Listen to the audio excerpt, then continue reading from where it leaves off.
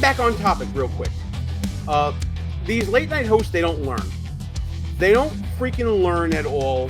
They haven't learned a lesson. If anything, they've doubled down about what happened with Stephen Colbert. We've seen them banding together in media saying that, you know, this is politically motivated, this is malicious, this is just wrong.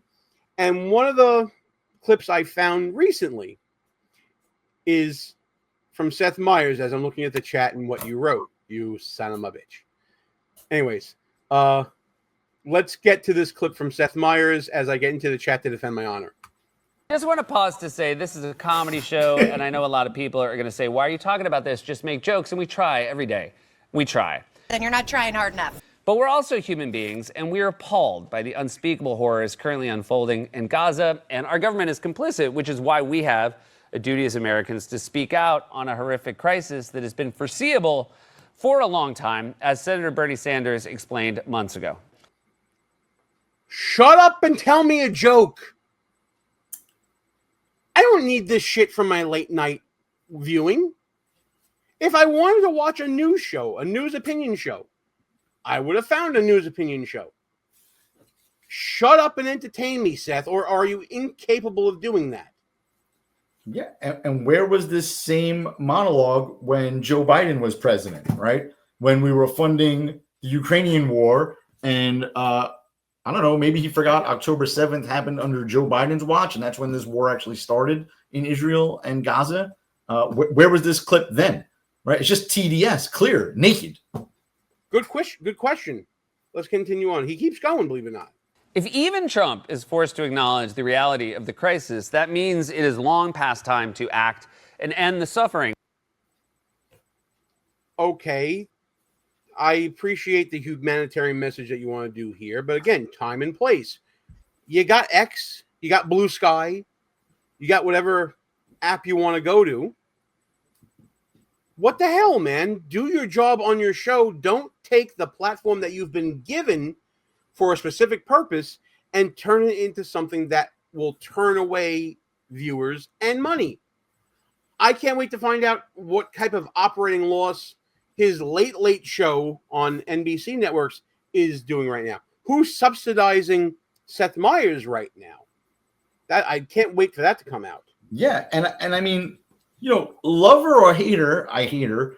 Jane Fonda back in the Vietnam War, like put her money where her mouth was, right? Like, even though she was wrong and she probably committed treason, she went to Vietnam and made stupid videos and protested the war going on there. How come the modern day leftists never go there, right? They always talk about ending the suffering. Okay, well, why don't you go there, show us what's going on the ground, and raise awareness and raise money, right? But they never do that anymore, right? Because they're cowards and they're full of shit. Coffee Grinder has a joke for us. I'm waiting for the answer. What do you get when you cross a rooster and GTE telephone pole? I guess we'll leave that hanging until he tells us in the chat. But waiting with bated breath on that one, by the way, Coffee Grinder. I want to know. A few moments later. Yeah, we have the answer to the joke first. Before we do that. Got him! Bravo. I'm not reading it. I'm leaving it on the screen. Bravo. I'm going to guess Coffee Grinder is a dad. I'm going to guess that Coffee Grinder is enjoying a little bit of Crown while watching us. So this is from a screenshot of the front page of the New York Times from July 25th, last Friday, as we're taping this show. And look at this photo. This is a photo that was taken in Gaza. And for those of you who can't see it right now, maybe you're listening to the show.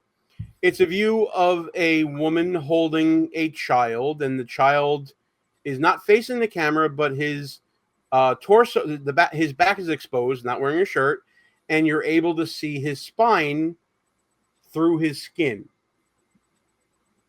This photo was included in a story from the New York Times talking about the dire situation in Gaza concerning starvation. And clearly, you look at the photo and you infer, oh my God, this poor child is is starving. He's having, he's not getting food. Look, his bones are poking through. But it turns out, and here's the headline from therap.com, New York Times correct story on starving Gazan boy says he suffered pre-existing health problems.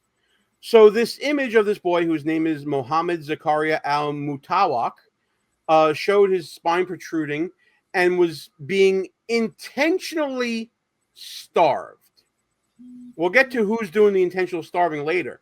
But again, there's the photo. And the New York Times issued a correction for this story that featured this photo. Let's talk about what the correction said, and I'll let you get into it, pal. At the bottom of the story, the Times added the following editor's note this Tuesday, which, as we're taping this, is yesterday. Quote, this article has been updated to include information about Mohammed Zakaria al-Mutawaq, a child in Gaza suffering from severe malnutrition. After publication of the article, the Times learned from his doctor that Mohammed also had pre-existing health problems. The updated story added that al-Mutawaq suffered from pre-existing health problems affecting his brain and his muscle development, stating further that his health had deteriorated rapidly in recent months. Fake news? What do you think, pal? I mean, clearly fake news, right? That picture is terrible, and I do feel terrible for that child, right? I don't want to see, of course, any child suffer. But when we talk about suffering, right, like this whole conflict, like put that fake photo aside for a second.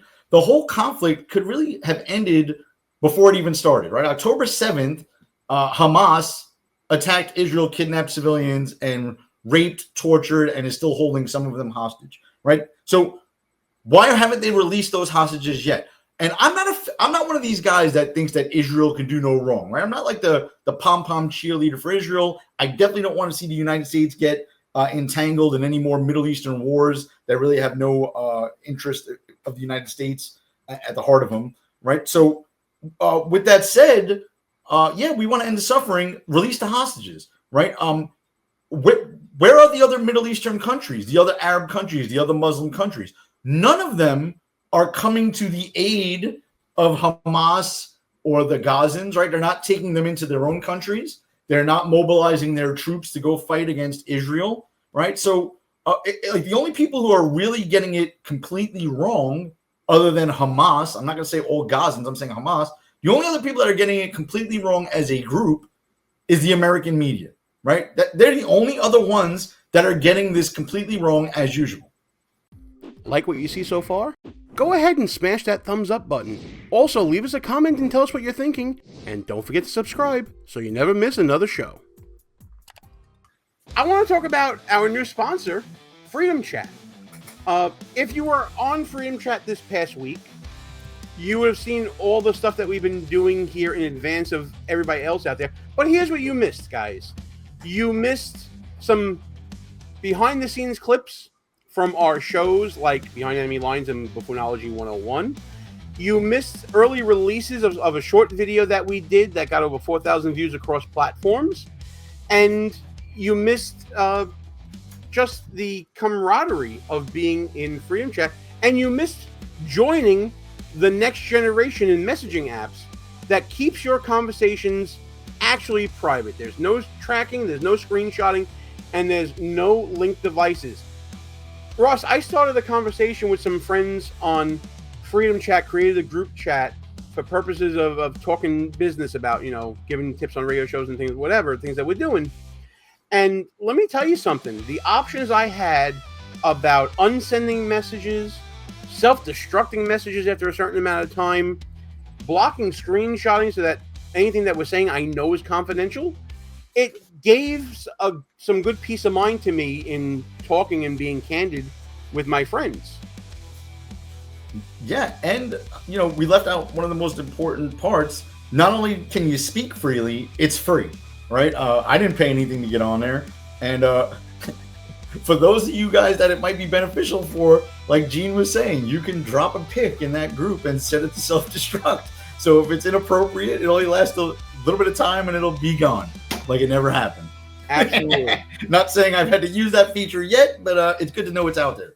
Let's talk about the privacy and security. There are no linked devices, so unlike other messaging apps that have been targeted by malicious users out there in phishing attempts, that doesn't happen on Freedom Chat. They eliminate this entirely by refusing to support device linking. So that means that your information is your information. And by the way, here's the information on the end-to-end encryption. You can go to their website, freedomchat.com/privacy, to learn all about that. There's a whole lot of information out there, and there are a lot of malicious people out there that are looking to sell your information. They surveil you, and they try to make money off your personal information. Freedom Chat won't do that, and that's why I think you should pick them. freedomchat.com, the app is available for iPhone and Android. Really cool people, pal. I love it. Like I said, it's free. Yeah, it's absolutely fantastic. I came across this video online. It is from an organization called the Center for Peace Communications. Not exactly what I would call a Republican source, a Democrat source.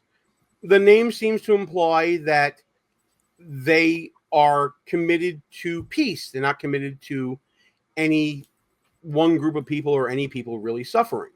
Small account on X, but the video I found is pretty shocking because I've never seen it before. I've never seen coverage like this of people in Gaza actually expressing pro-American and shockingly pro-Trump statements. This apparently is occurring, this video, at, let me see if I can get this right. I'm actually looking at their page at the same time. This is something that legacy media will not tell you. I don't know exactly where this was. This is somewhere in Gaza where there was, I guess, a food drop or some sort of humanitarian aid that America provided in the area, that these people were picking it up there. There's a translation of different statements at the bottom of the screen, so pay attention and watch what happens here. This is amazing. لا على هوية بتسلم ولا على بصمة العين، كل غزة أخضر، الناس بتاخذ كرتونة وثلاثة. تبعت حماس بدون لك تروحش على الأمريكان، يخلف على الأمريكان هم بدون طحين وأكل. أسامة حمدان في قطر شبعان نايم تحت المكيفات هو ونسوانه وأولاده، بقول لك ما حدش يروح، إحنا بنراهن على إيش؟ على صمود شعبنا. صمود مين يا حبيبي؟ تعال اتفرج كيف الناس، اتفرج كيف الناس جعانة بتروح. نصيحة من الشعب لحماس، سلموا وراقك وروحوا. So this person is saying that Hamas is to blame for the conditions in Gaza right now. I have not heard that from any Democrat in America. I've never heard that from any pro-Palestinian person in America, regardless of party. This is astonishing to see, really. Yeah, because if they admitted the truth, then they would also have to admit that you can't have a two-state solution, right, if Hamas would ever play any role in it, right? And that's basically what Israel has said. The United States is going back and forth on this. I think Trump pretty much agrees now that you can't have a two-state solution if Hamas still exists, right? But the American media can't get there. I've been asking for over a year now, probably more than, like almost 2 years now. Is there a separation between Hamas and people in Gaza? And all I've heard from both sides, really, is that there isn't. This is the first evidence I've seen where there is a separation between the people in Gaza and Hamas. And maybe it's because of the situation. But it gets more astonishing as we keep going.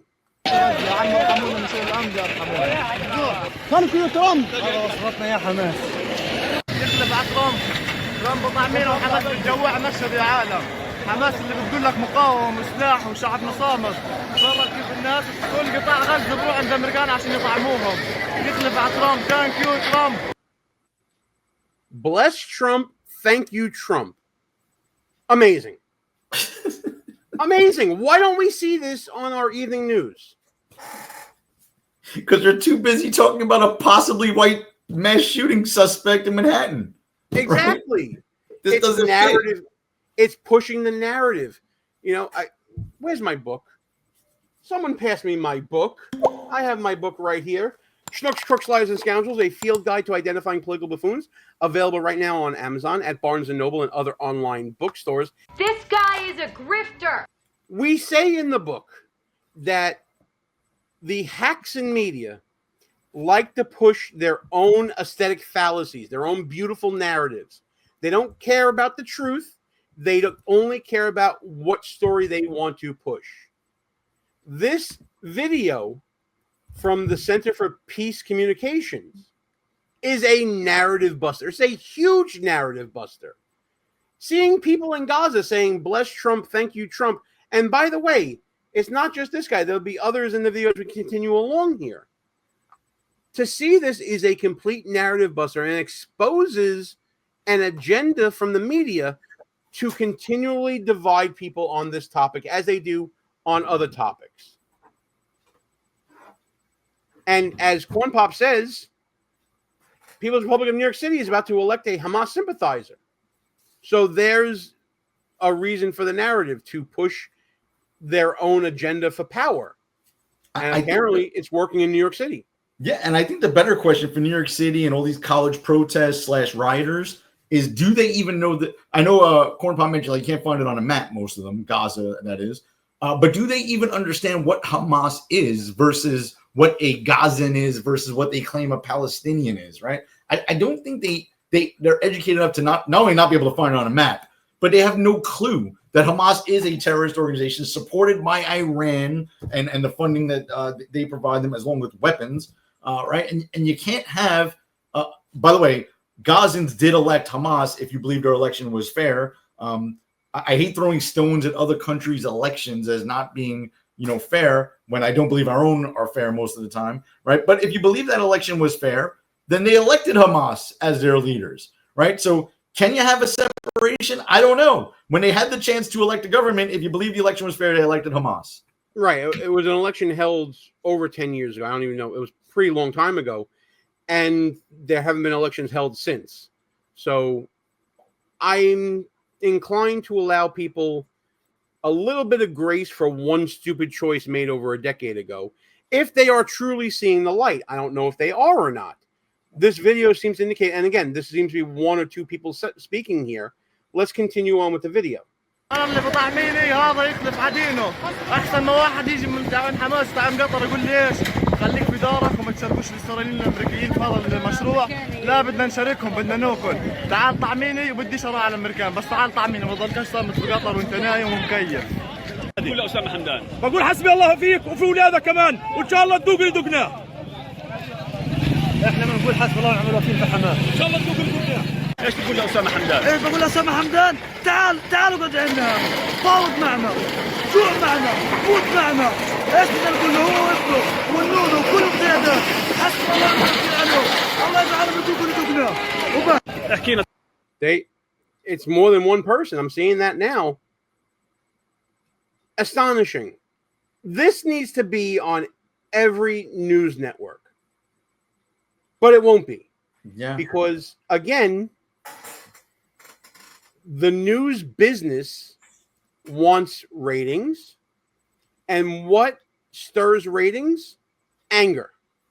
So if you keep putting out this aesthetic fallacy of division, and you keep pushing that agenda, and if politicians keep falling for that agenda and perpetuate everything going forward, and if other politicians use that agenda to gain their own personal power, a video like this will never make it into mainstream media, because there are way too many fingers and way too many pots that have an interest in keeping this away from the American consciousness.